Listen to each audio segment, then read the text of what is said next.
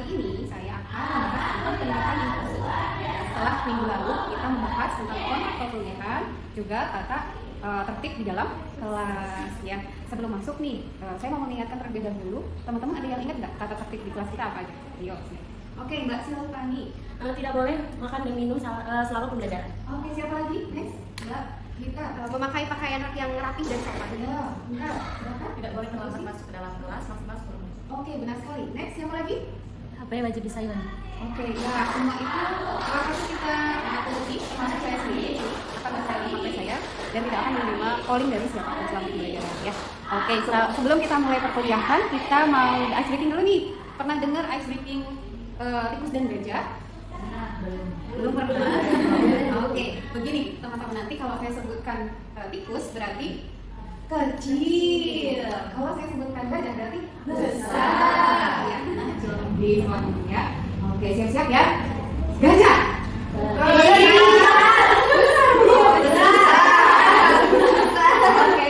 belum fokus tikus.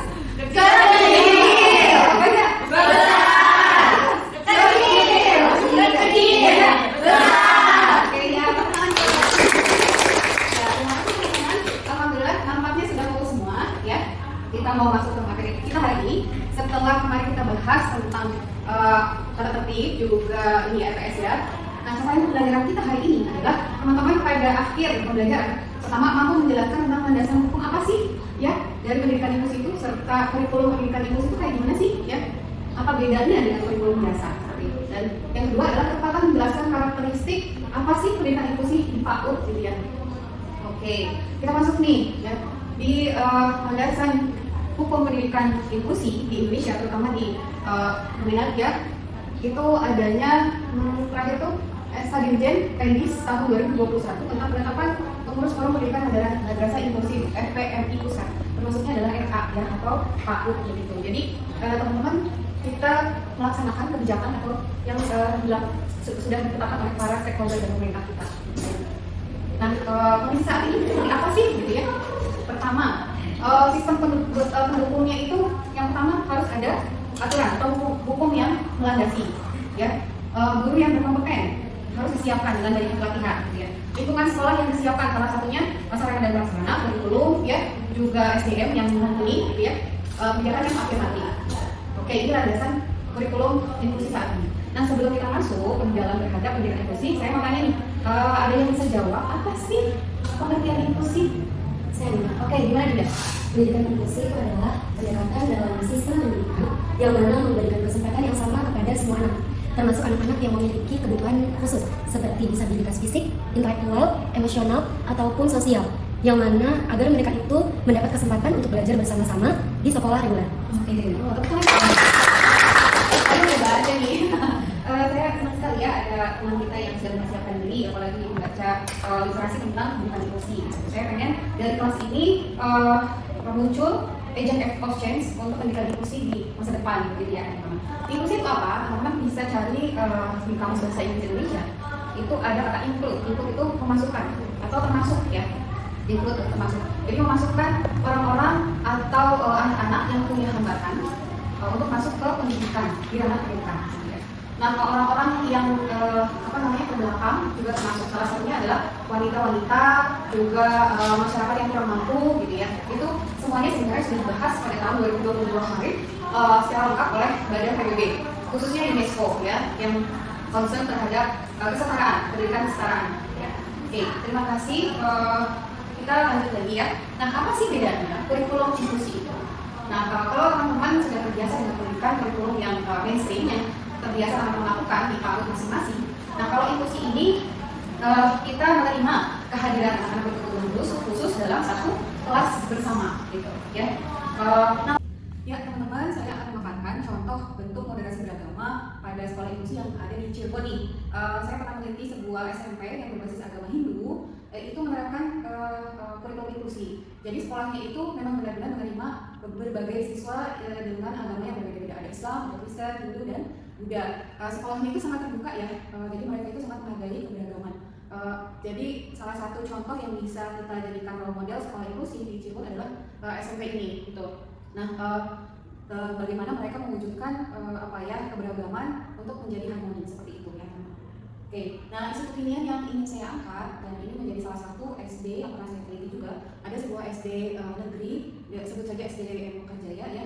Ketika saya ke sana ternyata banyak sekali permasalahan dan problematik yang terjadi di lapangan ketika sebuah SD yang belum siap tapi ditunjuk menjadi percontohan sekolah inklusi di Kota Cirebon gitu. Salah satunya apa? Salah satunya guru-gurunya atau SD-nya belum siap untuk menerapkan atau membuat RPP yang berbasis inklusi gitu ya. Mereka belum paham membuat PPI seperti itu. Yang kedua, tidak adanya koordinasi orang tua seperti ada orang tua yang masih menganggap remeh atau mengecilkan anak-anak dengan yang autis atau ADHD seperti itu. Jadi mereka itu takut anaknya yang notabene normal itu takut ketularan dengan anak-anak yang berbeda seperti itu. Dan ketiga, itu belum adanya advokasi untuk alokasi DPK juga tenaga ahli. Jadi mereka benar-benar mengandalkan tenaga ahli dari guru mereka sendiri untuk mengajar ABK seperti itu. Ya. Nah sekarang silakan teman-teman diskusikan dalam 2 kelompok ya. Yang pertama kita membahas tentang karakteristik program madrasah inklusif di tingkat Rodotul Atfal atau PAUD. Kelompok pertama membahas tentang life skill atau bina diri. Ya. Yang kelompok kedua tentang mengoptimalkan perkembangan sensoris atau panca indera. Ini kekhasan dari pendidikan inklusi di tingkat PAUD atau Rodotul Atfal. Nanti terakhir saya akan bahas tentang urgensi disiplin atau aturan dalam pendidikan inklusi seperti itu. Nah teman-teman bisa mengerjakan tugasnya dengan referensi yang ada di artikel saya. Ya. Coba teman-teman buka Google Scholar, Fitri Mariani, di sana ada 2 artikel ini. Ini hasil penelitian saya tentang pendidikan inklusi. Yuk kita mulai ya diskusinya. Kelompok pertama yang live siapa nih? Oke, yang belakang ya. Teman-teman, apa sih urgensi? Kenapa pada PAUD inklusi itu harus dibina life skill-nya?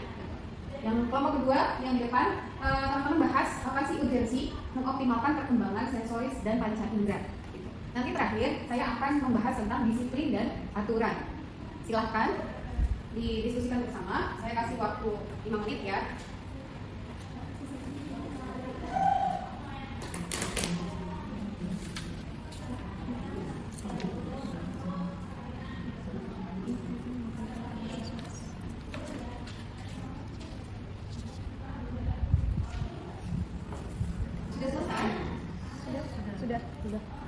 Untuk kelompok pertama akan disampaikan oleh siapa? Mbak Murni. Silakan Mbak Murni, bisa sambil berdiri di tempat.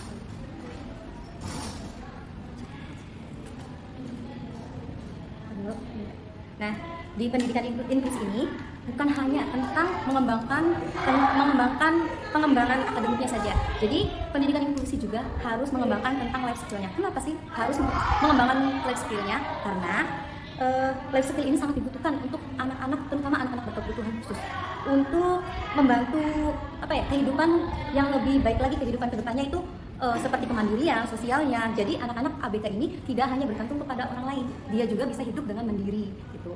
Makanya sejak dini anak-anak yang berkebutuhan khusus itu harus dilatih life skill-nya. Oke. Terima kasih Mbak Murni.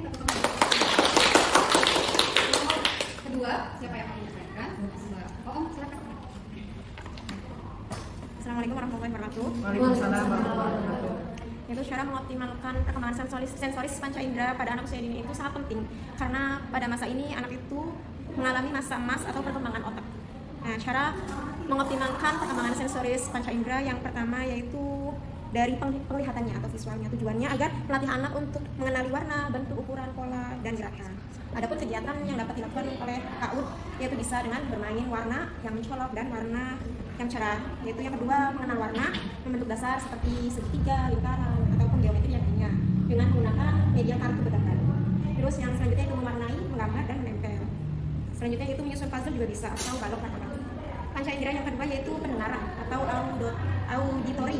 Itu tujuannya untuk mengembangkan kemampuan mendengar anak, membedakan suara dan menyimak. Kegiatan yang dapat dilakukan yaitu anak dapat mendengarkan lagu anak atau drama dan bisa bermain tebak suara seperti suara binatang, suara kendaraan atau alat musik yang lainnya. Selanjutnya itu mendongeng dengan intonasi suara yang menarik tentunya ya, dan menyanyikan lagu berulang dan mengikat suara. Yang ketiga yaitu penciuman atau olfaktori. Tujuannya yaitu melatih anak agar mengenal dan membedakan berbagai bau. Kegiatan yang dapat dilakukannya seperti bermain tebak aroma, seperti kayu manis atau jeruk, kopi, itu aromanya seperti apa gitu. Terus menggunakan air atau pewarna alami yang aman dengan aroma. Selanjutnya yaitu eksplorasi dapur mini, mencium bahan masakan tentunya, seperti bawang atau daun-daunan ataupun buah. Terus yang selanjutnya itu membuat pewangi buatan sendiri dari bunga. Yang keempat yaitu pengecapan atau gustatory. Tujuannya itu mengembangkan kemampuan mengenali dan membedakan rasa. Kegiatan yang dapat dilakukan pada PAUD atau pada sekolah Indonesia lainnya yaitu mencicipi rasa, seperti rasa asin, manis, asam, pahit. Terus menggunakan bahan alam juga atau bahan yang lebih aman seperti gula, garam, lemon, coklat, yang pahit gitu. Yang selanjutnya itu bermain peran jual beli makanan dengan mainan masak-masak. Selanjutnya melibatkan anak dalam proses memasak sederhana seperti membuat jus, seperti membuat es buah ataupun salad mini. Ya, yang kelima yaitu paraba atau taktil. Tujuannya itu melatih kepekaan terhadap tekstur, suhu, bentuk dan tekanan. Kegiatan yang dapat dilakukan oleh PAUD ataupun lembaga lainnya yaitu seperti bermain pasir, air, selem, gajo, kapas atau bijian itu juga dapat melatih tekstur pada peraba itu. Terus yang selanjutnya itu sensorial guild, wadah yang berisi benda-benda seperti yang berbeda tekstur seperti itu. Aktivitasnya seperti melonceng, melipat, mencetak adonan seperti itu. Assalamualaikum. Kayaknya udah berpengalaman banget nih. Di sekolahnya pernah ini nggak ABK? Belum pernah. Mudah-mudahan kalau ada ABK berarti punya opsi absennya. Ya. Yang terakhir itu kita membahas tentang disiplin atau aturan. Pada beberapa jenis anak berkebutuhan khusus, aturan itu urgent sekali ya, karena orang tua atau keluarga itu cenderung memberikan kelonggaran, cenderung memanjakan anak-anak berkebutuhan khusus karena nggak mau repot gitu. Kalau sekalinya sudah tanggung mereka satu rumah repot. Padahal kalau anak-anak berkebutuhan khusus diberikan aturan dan disiplin yang setiap hari dan konsisten, itu mereka akan sangat baik perkembangannya, insya Allah gitu. Terutama berkaitan dengan membereskan mainan, setiap mereka misalnya sudah tanggung gitu ya, atau rebutan, atau setelah bermain normal dengan anak-anak yang lain, itu benar-benar kita harus ayo bereskan.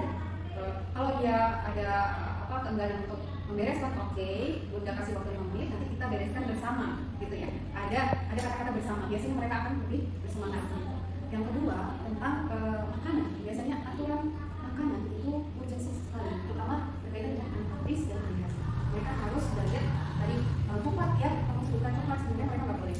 Ada beberapa makanan yang nggak boleh, gula, tepung ya, terus apa lagi ada yang tahu coklat, snack-snack MSG ya, itu sebenarnya nggak boleh. Tapi orang tua cenderung akan memberikan ya, karena kenapa? Karena makanan-makanan ini sangat adiktif, sangat mereka sukai dan buat mereka tentunya akan lebih sering kali. Teman-teman, terima kasih banyak. Ada yang mau menyimpulkan kali ini kepada Bunda? Silakan Bunda.